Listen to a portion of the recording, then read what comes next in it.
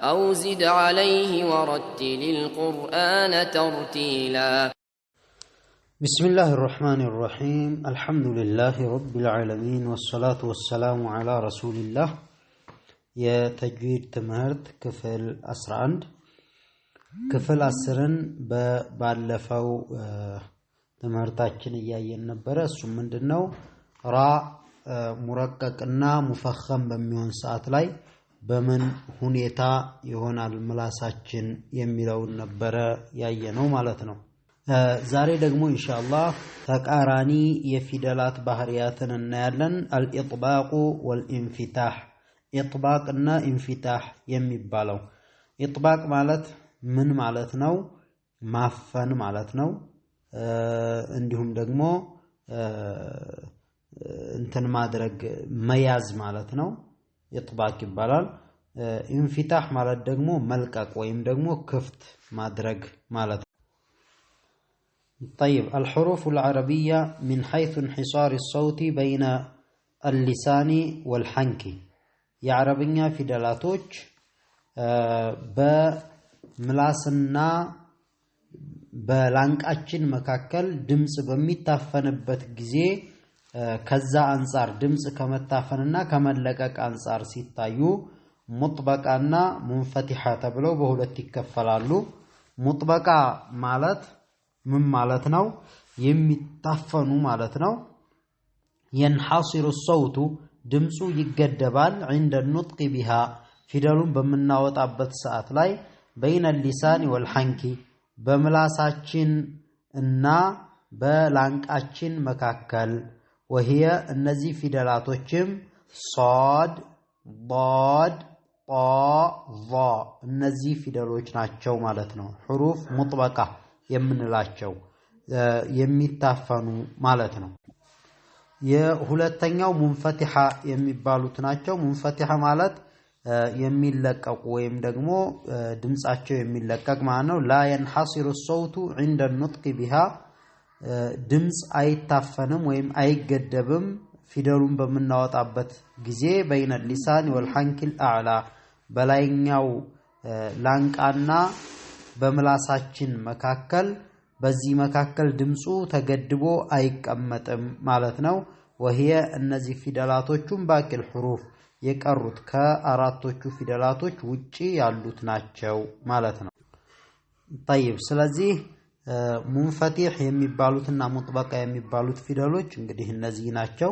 ሁኔታው ምንድነው ለምሳሌ በስዕሉ ላይ እንደምናየው ينحصر الصوت بالحرف المطبق ድምጹ የሚታገድበት አሁን የምላሳችን የመካከሉ ክፍል ይሰረጎድና በመካከል ድምጹን አፍኖ ይዘዋል ወደ ውጪ እንዳይወጣ ማለት ነው የተወሰነ አፈን አርጎ ይዘዋል ለምሳሌ ቫ በመንልበት ጊዜ ምላሳችን ከላይኛው ጥርሳችን ጋር ይነካካና ድምጹን እንዳይወጣ አፍኖ ይዘዋል ማለት ነው ሌላው ቀጣዩ ስዕል የሚያሳየው الحرف المنفتح منفتح የሆነ የሚለቀቀው ፊደል ማለት ነው من حيث انحصار الصوت ድምጽ ከመታገዱ አንፃር ከመታፈኑ አንፃር እንዴት ነው የሚሆነው የሚለውን ስናየው ስዕሉ ላይ እንደምናየው የምላሳችን የሩቁ ክፍል ጉሮሮው ጋር ይዘጋል እንጂ በመካከል በምላሳችን መካከለኛው ክፍልና በላንቃችን መካከል አይዘጋም ማለት ነው لا ينحصر الصوت ድምጽ አይገደብም بالحرف المنفتح منفتح የሆነ ፊደል በመንናገርበት ሰዓት ላይ بين اللسان والحنك الأعلى በምላስና በላይኛው ላንቃችን መካከል ድምጽ እዛ መካከል አይገደብም ወይም እዛ አይታገድም ማለት ነው ቀጥታ ይሄዳል ማለት ነው ለምሳሌ ቃፍ ቃፍ ስንል አፋችን ከፈትልና የምላሳችን ጫፍ ወደታች ነው የሚሆነው የኋለኛው የምላሳችን ክፍል ወይም ሩቁ የምላሳችን ክፍል የምንለው እሱ ብቻ የተወሰነ ወደ ጉሮሮ ሂዶ ዘጋ ያደርጋል እንጂ ማለት ነው ካፍም ብናይ ደግሞ እንደዚሁ የምላሳችን የመካከለኛው ክፍል ወደ ላይ ወጥቶ ይዘጋል ድምጽ ግን በላይኛው ላንቃችንና በመካከለኛው የምላሳችን ክፍል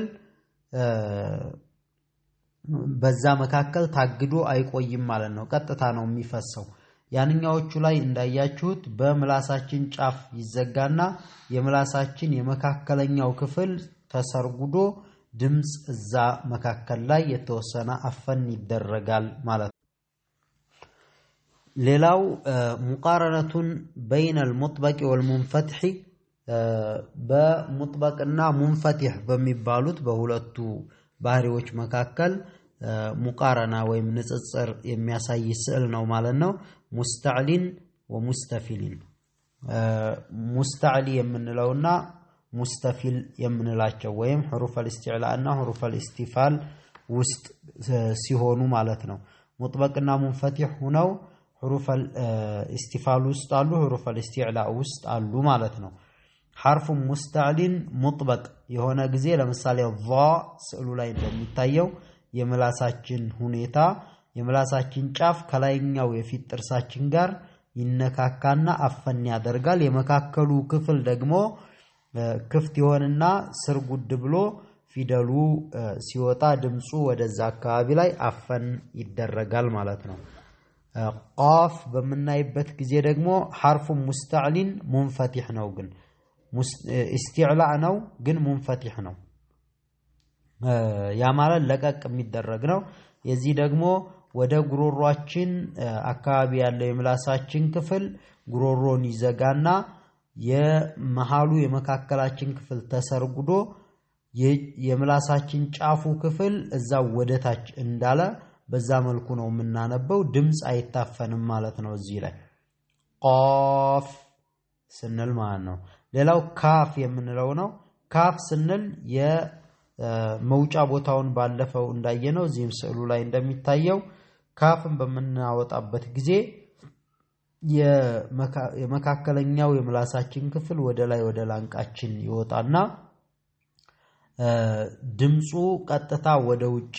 ነው የሚወጣው ማለት ነው ካፍ ስንል ማለት ነው ቶሎ ይለቃል አፈና አድርጎ አይቆይም استعلاء የሆነ ጊዜ አፈና አድርጎ የተወሰነ ይቆያል እና حرف مستفل منفتح ይባላል ካፍ ደግሞ ማለት ነው እና ይሄን ይመስላል ማለት ነው قاعده ደንብ ማለት ነው ወይም ህግ ማለት ነው حروف الاستعلاء السبعه قسمان ሁለቱ عفوا حروف الاستعلاء ሰባቶቹ በሁለት ይከፈላሉ ማለት ነው በሁለት ይከፈላሉ የመጀመሪያው ምንድነው ሙስተዕሊየቱን ሙጥበቃ ሙስተዕሊ ሆኖ ሙጥበቃ ወይም ደግሞ አፈን የሚደረጉ ሲሆን وهي اربعه احرف አራቱ ፊደላቶች ናቸው ضاد صاد طاء ظا እነዚህ አራቱ ፊደላቶች ማለት ነው የሁለተኛው ሙስተዕሊየቱን ሙንፈቲሐቱን استعلاء ሆኖ من حروف الاستعلاء ሆኖ እንግዲህ ሰባት ናቸው ብለናል ከሰባቱ የቀሩት ሶስቶቹ ደግሞ حروف الاستعلاء ሆኖ منفتح ይሆናል ማለት ነው ራሱ አንድ ባህሪ ያላቸው ለሁለት ተከፈሉ ማለት ነው እና منفتح ተብለው በሁለት ይከፈላሉ وهي ثلاثه احرف የሶስት ፊደል ናቸው غين خاء قاف እነዚህ ናቸው ማለት ነው فحرف الاستعلاء المطبق يا استعلاء فيدل ሆኖ مطبق የሚደረገው ወይም አፈን ተደርጎ የሚወጣው ፊደል اشد تفخيما من حرف الاستعلاء المنفتح كمنفتح كهوناو كحرف الاستعلاء يبلط اطباق كبد ያለ ይሆናል ማለት ነው عفوا የበለጠ የኢጥባቁ የበለጠ ከዚህኛው ከሙንፈቲሁ የመወፈሩ ትንሽ ይበልጣል ማለት ነው ጨመር ያደርጋል ምንድነው حروف الاستعلاء ሆኖ ሙጥበቅ የሆነው حروف الاستعلاء ሆኖ ሙንፈቲህ ከሆነው ይልቅ በደንብ ይወፈራል ወይም ደግሞ በደንብ ከበድ ይደረጋል ማለት ነው ለምሳሌ ضامرين ስንል ض ስንል በደንብ እናወፍረዋለን أشد تفخيما من غالب كملو يبلتا يوفرال كغين يلك ضادو يبلتا يوفرال معنى وطوري يملو طاء أشد تفخيما من وقوموا كقافو وقوموا سنل كاللو قاف كسو يبلتا بدنب وفر إلال مالتنا وكذلك لك اندزه أهنم ضيزا يملو عظيم يملوت النزيه هلتو مالنا أشد تفخيما يبلتا يميوفروناتشو من قيل وغيض وخيفة كالنزيه كسوستو قالاتوች ላይ ያሉት ሁለቱ ቃላቶች ላይ ያሉት ضادና ظ ከቃፍ ከغይንና ከخ የበለጠ ይወፍራሉ ማለት ነው طيب እንግዲህ انفتاحና انطباق የሚባለውን እዚህ ላይ ነው የሚያልቀው ቀጣዩ ርዕስ ደግሞ አዲስ ርዕስ ነው الصفات التي لا ضد لها ተቃራኒ የሌላቸው ባህሪያቶች ማለት ነው የፊደላት ባህሪያቶች ማለት ነው الصفين የመጀመሪያው እንግዲህ عفوا الصفير صفير የሚባለው ማለት ነው صفير የሚባለው ምንድነው ፉጨት የፉጨት ባህሪ ያላቸው ማለት ነው ይሄ صفير የሚባለው ትርጓሜው هو حدة ሒዳ ማለት መሾል ወይም ደግሞ ስል መሆን ማለት ነው የስልነት የስለት ባህሪ ያለው ማለት ነው ወይም ደግሞ ሹል የሆነ ነው في صوت الحرف የድምጹ የፊደሉ ድምጽ ላይ የሚፈጠር ስል የሆነ ነገር ወይም ስለቱ ነው تنشأ عن مروره የሚከሰት ነው በማለፉ ሰበብ في مجرى ضيق በጠባብ ማለፊያ ወይም ደግሞ በጠባብ ቦይ በማለፉ ሰበብ በጠባብ ማለፊያ ቦታ በዛ በማለፉ ሰበብ የሚፈጠር የፉጨት ድምጽ ያለው ማለት ነው ያው ፉጨት ስንል ሙሉ በሙሉ የኛ የምናውቀው አይነት ፉጨት ሳይሆን የዛኑ ተከትለው የተለያዩ አይነት እንትኖች አሉ ያንን ለማ وحروفه ثلاثه ሶስት ናቸው ፊደሎቹ الصاد والسين والزاي አሁን እንደዚህ ስንል የተወሰነ صاد ስንል የሆነ በቀጭኑ የሚወጣ ድምጽ አለ እሷን ለማለት ነው ፉጨት በሚል የተቀመጠው ማለት ነው صاد ስንል ሲን ስንል እንዲሁም ዛ በመንልበት ሰዓት ላይ በቀጭኑ በጠባብ መንገድ ላይ የሚያልፍ ድምጽ ይሰማል ማለት ነው السين والزاي እንዴት ይወጣሉ የሚለው ያሳያል ማለት ነው እዚህ ስዕሉ ላይ ሲን ስንል ምላሳችን የፊተኛው ክፍል ጠርዞቹ ጭምር ወደ ላይ ከፍሉና ሲን ስንል የተወሰነ ድምጽ በጠባብ ቀዳዳ እንዲያልፍ ያደርጉታል ዛ በተመሳሳይ እንደዚሁ ማለት ነው የሁለተኛው ባህሪ ቀልቀላ ይባላል ተቃራኒ የሌለው ሁለተኛው ባህሪ ቀልቀላ ይባላል ቀልቀላ ማለት ምን ማለት ነው መንቀልቀል መንፈቅፈቅ የሚለውን ትርጉም ይይዛል ማለት ነው ይሄ ሉገተን በቋንቋ ደረጃ الحركه الاضطرابيه የመናጋት ወይም ደግሞ የመጋጨት እንቅስቃሴ ማለት ነው ወይም ደግሞ የተወዛገበ የተዘበራረቀ እንቅስቃሴ ማለት ነው تقول العرب عربዎች ይላሉ تقلقلت القدر على النار ይላሉ قدر ማለት ጭንቁላ የምንለው ወይም ደግሞ ጎላ የምንለው ነው ጎላው እሳት ላይ ተቀልቀለ ይላሉ ተቀልቀለ ማለት አይ اهتزت وضربت ማለት ተናወጠ ወይም ደግሞ ተረበሸ የሚለው ማለት ነው መናወጥ መንቀልቀል የሚለው ያንን ትርጓሜ ይይዛል ማለት ነው። ወስጢላሐን በተጅዊድ ሊቃውንቶች ስምምነት ደግሞ የቀልቀላው ትርጉሙ ምንድነው? هي እሷ إخراج الحرف المقلقل ቀልቀላ የሚሆነውን ፊደል ማውጣት ማለት ነው። حالة سكونه سكون በሚሆንበት ሰዓት ላይ ማለት ነው። بالتباعد በማራራቅ بين طرفي عضو النطق ሁለት የመናገሪያ ክፍሎቹን ፊደሉ የሚወጣባቸው ክፍሎችን ሁለቱን በማራራቅ ማለት ነው። ዱና አን ይሳሂበሁ ከሱ ጋር ሳይከተለው ሳይቆራኘው ማለት ነው። ሻኢበቱ ሐረከቲን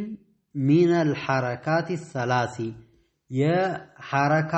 ወይም ደግሞ የሶስቱ የምናውቃቸው ፈትሐ ከስራና ዶማ ከነዛ ሐረካዎች እንቅፋት ወይም ደግሞ ጫፍ ሳይነካው ከነዛ ውስጥ ምንም አይነት ጫፍ ከሱ ጋር ሳይቆራኘው የሚወጣ ሱኩን የሆነ ማለት ነው። ሻኢባ ማለት ክፍል ወይም ትንሽ ነገር ማለት ነው። ከሐረካዎች ከሶስቱ ሐረካዎች ምንም አይነት ነገር ቅንጫቢ እንኳን ሳይነካው የሚወጣ የድምጽ አይነት ነው ማለት ነው። የዛ ነው። وحروفها 5 يجمعها قطب جد ፊደሎቹ 5 ናቸው። ቁጥቡ ጀዲን ያለው እሱ አንድ ላይ አካቶ ይዟቸዋል። ቃፍ፣ ጣ፣ ባ፣ ጂም፣ ዳል እነዚህ 5ቱ ፊደላቶች ናቸው ማለት ነው። ፊደሎቹ ስዕሉ ላይ እንደምናየው ባኡን ሳኪና ሙቀልቀላ በምትወጣ ሰዓት ላይ ባ ሱኩን በሚወጣ ጊዜ ማለት ነው። ተባዑዱ ሸፈተይኒ ዱናል ፈከይኒ መንጋጋዎች ሳይለያዩ ግን ከንፈርና ከንፈር ይለያያሉ ማለት ነው። ብ የሚለውን በምናወጣበት ጊዜ ብ ስንል ከውስጥ ያለው ክፍል ሳይላቀቅ የውስጠኛው የመንጋጋችን ክፍል ማለት ነው። ወይም ደግሞ ይሄ ከንፈር ያረፈበት ቦታ ከውስጥ ያለው ክፍል እሱ ሳይራራቅ ግን ሁለቱ ከንፈሮች ይራራቃሉ ማለት ነው። ባ ሱኩን ሆኖ ቀልቀላ በምናወጣበት ጊዜ ብ ስንል ማለት ነው። እና በዚህ መልኩ ይወጣል ማለት ነው። ምስሉ ላይ ከንፈራችን ግጥም ያለው መነሻው ስለሆነ ነው። ከዛ በኋላ የታችኛው ከንፈር ወደ ታች የላይኛው ከንፈር ወደ ላይ ይለያያል ማለት ነው። ሁለቱ መውጫ ቦታዎች የተባሉት ለምሳሌ የባ እነዚህ ሁለቱን በማራራቅ ነው ማለት ነው። الفرق بين الساكن والمقلقل والمتحرك سكون የሆነ እና ቀልቀላ የሚሆን ሐረካ ያለው በእነዚህ መካከል ያለው ልዩነት طيب الساكن المقلقل المتحرك سكون የሆነ ፊደል የሚወጣው በምንድነው? كيفية خروجه ያወጣጡ ሁኔታ بالتصادم በመጋጨት ነው። ሁለት ፊደሎች በመጋጨት ነው። አፎን ሁለት የመውጫ ክፍሎቹ በመጋጨት የሚወጣ ነው። ሲወጣ ምንም አይነት አብሮት የሚወጣ ነገር የለም ማለት ነው። ሙቀልቀል የሆነው ደግሞ بالتباعد በመራራቅ ነው። ደግሞ ሁለቱ የመውጫ ክፍሎች ተራርቀው ነው እነሱ ሲከፈቱ ነው ቀልቀላው የሚወጣው ማለት ነው። ሐረካ ያለው ደግሞ ሙተሐሪክ ከሆነ ደግሞ بالتباعد እንደዚሁ በመራራቅ ይሆንና ግን ወይሳሂቡ خروجه حركة ሐረካ እሱን ይከተለዋል ማለት ነው። ፈትሐ ወይም ዶማ ወይም ከስራ ይከተለዋል ማለት ነው። በዚህ ሁኔታ ነው ሙተሐሪክ የሆነ ፊደል የሚወጣው ማለት ነው። مقارنة بين الحرف الساكن والمقلقل والمتحرك سكون የሆነ ሙቀልቀል የሆነና ሐረካ ያለው የነሱን ማነጻጸር እነሱ ስናነጻጽራቸው ለምሳሌ ባኡን ሳኪና غير مقلقلة ከሆነች ሙድገማ ከሆነች ማለት ነው ቀልቀላ የማትሆን ግን ኢድጋም የምትደረግ ወይም የምትጨፈለቅ አብሯት ከሷ ቀጥሎ ካለው ጋር የምትጨፈለቅ ከሆነ ምላሳችን ለጥ እንዳለ ከንፈራችን እንደተዘጋ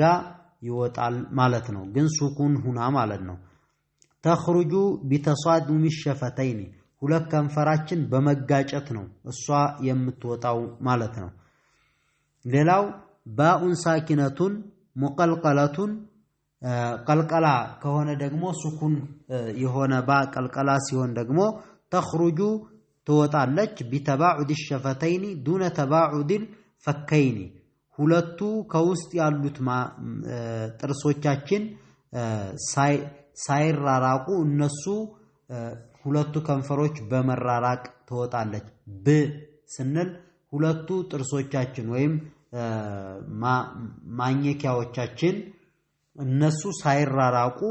በዛ መልኩ ነው የሚወጣው የላይኛውና የታችኛው ለማለት ነው ጥርሶቻችን ሁለቱ ሲባል ማለት ነው እና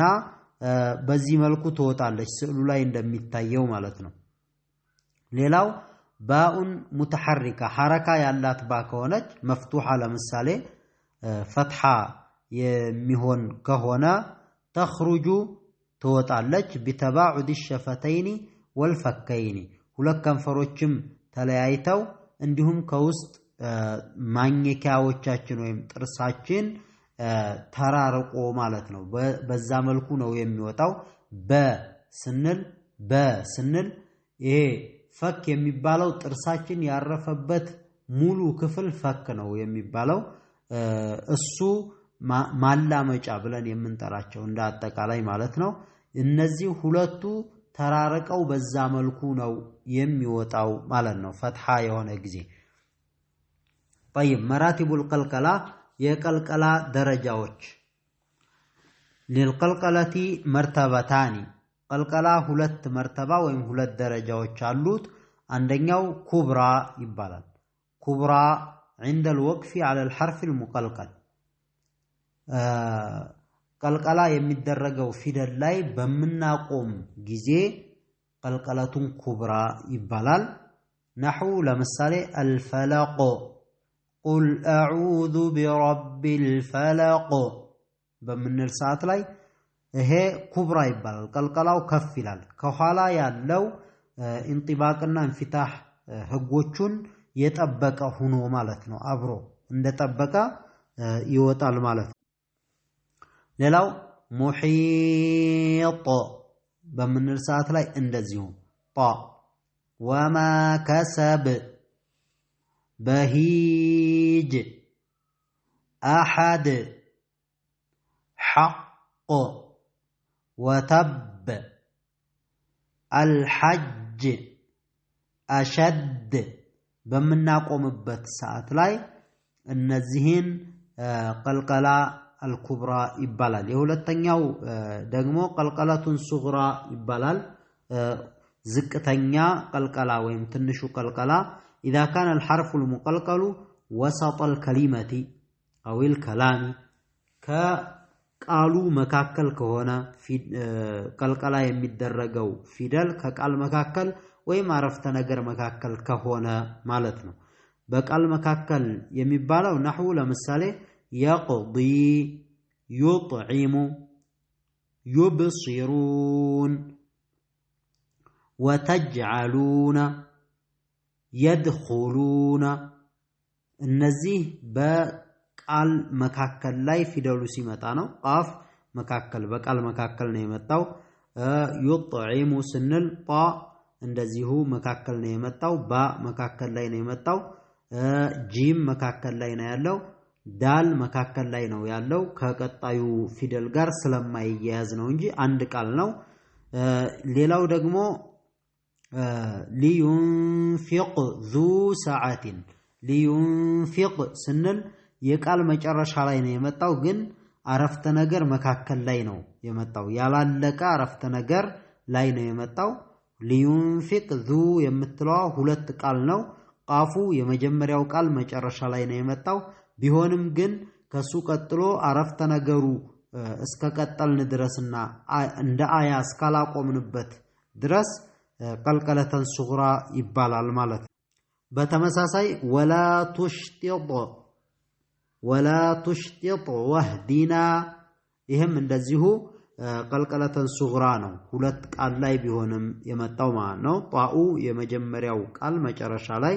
ነው የመጣው ቢሆንም እስካላቆምንበት ድረስ እንደዚሁ فانصب وإلى ربك فانصب وإلى سنل እንደዚሁ ቀልቀለተን ሱግራ ነው فانصب ብለን ካቆምን ግን እንደ አያ ካቆምነው ቀልቀለተን ኩብራ ይሆናል እንዳለፈው ማለት ነው يخرج من بيته ለምሳሌ يخرج ብለን ካቆምን እንደ አያ ከተጠቀምነው ኩብራ እናደርገዋለን ግን ከቀጠል يخرج من بيته ብለን ከቀጠልነው ቀልቀለተን ሱግራ ይሆናል قد أفلح ስንል እንደዚሁ በተመሳሳይ ሁክም ይኖረዋል ማለት ነው ተንቢህ ማሳሰቢያ ማለት ነው طيب إذا أدغم حرف من حروف القلقلة كقلقلة فدلوج عنده إدغام كتدرج في مثله السم بمي مسلو لاي أو مجانسه ويم دغمو كالسجار يميزامد فدلجار إدغام كتدرج ويم كتجفلك أبرو فلا يقلقل قلقلا أيدرجم لمثالي حقت نبره ይሄ ሸዳ የሆነ حقت ይሄ ምን ይባላል እንትን አይደረግም ማለት ነው አይነበብ እሺ ስሙ ቀልቀላ አይደረግም حقت አንለውም ማለት ነው እንዲሁም አطلع አጥጣ ነበረ ربنا ثجاجا يردون الطارق وليكتب بينكم وقد دخلوا እነዚህ እንግዲህ የራሱ في مثله ያለው ማለት ነው የራሱ ፊደል ጋር ኢድጋም የተደረገ ወይም ደግሞ የራሱ ፊደል ጋር የተጨፈለቀ ነው ማለት ነው ሌላው አሐጡ ያለው ላይ ስንሄድ አሐጡቱ አንለውም ማለት ነው በሰጥተ አንልም ማለት ነው ፈረጡ እንደዚሁ እነዚህ ደግሞ ሙተጃኒስ ጋር አብሮ እንትን የተባለ ማለት ነው ከሙተጃኒስ ጋር አብሮ ከዘመድ ጋር አብሮ የተዛመደ ወይም አምሳያው መውጫቸው አንድ አካባቢ የሆነ ላይ የተጨፈለቀ ነው ማለት ነው እና እነዚህን ቃላቶች በመናነብበት ሰዓት ላይ ሱኩን አድርገን ቀልቀላ አናደርጋቸውም ማለት ነው ቀጥታ አሐጡ ብለን እናነባዋለን በሰጥተ ፈረጡም ጣዋ እንዳለች የተወሰነ እናሳውቃለን እንጂ ሙሉ በሙሉ ፈረቱም አንለውም ወደ ታ ብቻ እንሄድም ማለት ነው ሙተጃኒስ ይባላል ወይም ኢድጋም ሙተጃኒሰይን ይባላል የዚህ አይነት ኢድጋሙ ማለት ነው طيب ቀጣዩን ማሳሰቢያ ቁጥር 2ን በቀጣዩ ትምህርታችን የምናየው ነው የሚሆነው ለዛሬ እዚህ ድረስ ይበቃናል هذا والله أعلم وصلى الله وسلم على نبينا محمد وعلى آله وصحبه